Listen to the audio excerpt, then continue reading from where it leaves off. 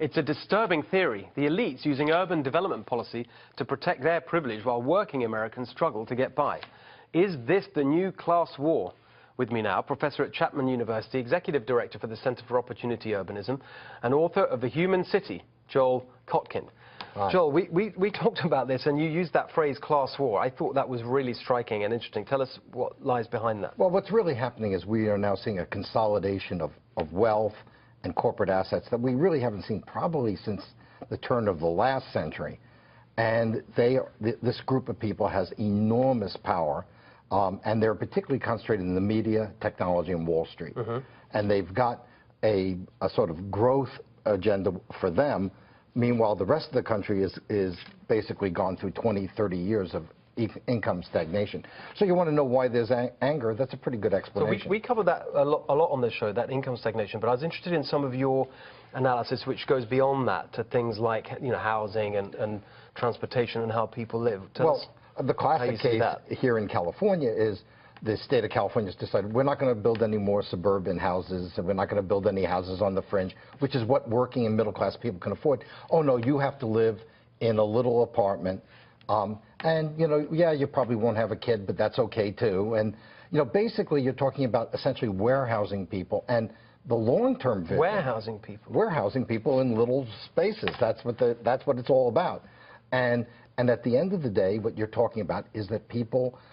they really want people who don't have kids, don't get married, live in these little apartments, and are not independent. And the most important thing for the survival of democracy is the reduction in the number of people who are homeowners. That's been dropping. Here in California, it's dropped very dramatically, and particularly among young people. So normally that's presented as a crisis of affordability. You just can't afford to own your own home. Is it as simple as just a financial question, or is there more to it? Well, it's unaffordable because the policies that you have, you know, if you talk to developers, let's say you go to Texas, where I spend a great deal of time.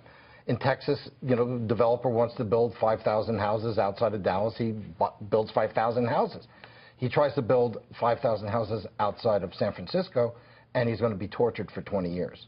And so what do you mean tortured? In other words, you go through one regulatory review after another, after another, after another, and then they end up having to give away half of what would make their profits. So you're saying that in some parts of the country, it's possible to build the kind of family homes that working people want, and you can do it in a way that they can afford because it's not so expensive to build them. Exactly. But in other parts, where are the parts of the country where you can't do that? Well, the most expensive is California, particularly coastal California. Parts of New England are very tough. Parts of New York are very tough. But California sort of... People might say there's a political overlay you could put onto this map.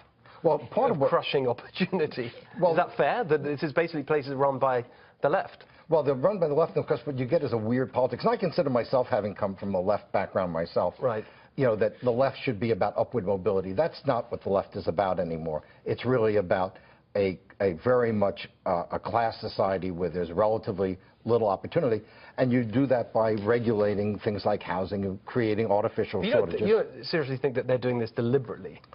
I actually think if you go and you dig deeply, when you ask Greens and some of the urbanists what are their long-term agendas, no cars, no houses, we want people to live in small spaces. I mean, this is pretty conscious. Now, climate change has now given them an application, but they've been going for these things all along. And my researcher, who is Slovakian, her father went to school in the Soviet Union. He translated and looked at some material on what they call the communist city.